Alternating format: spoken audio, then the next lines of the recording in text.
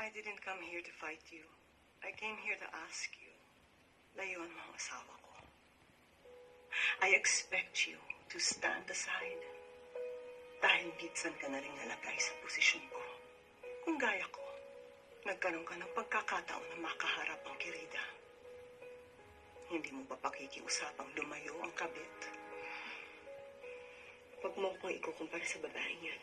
Sino ka pa talaga sa buhay ng asawa ko? Sino? Ako?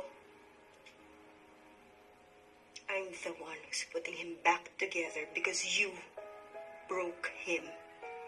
At habang inaayos mo siya, sinisira mo ang pamilya namin. Ikaw ang sumira sa pamilya mo, hindi ako. Sinaktan mo siya. Binaliwala mo ang pagmamahal niya. Binigyan mo siya ng pagkakataon para magmahal ng iba. You really believe that? Na mahal ka niya? Ikaw? Mahal ka ba niya? I am still his wife.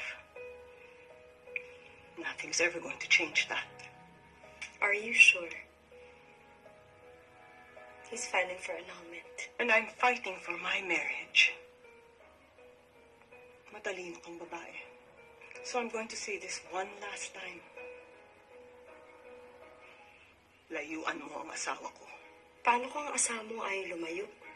Eh di malandi ka. Look who's talking.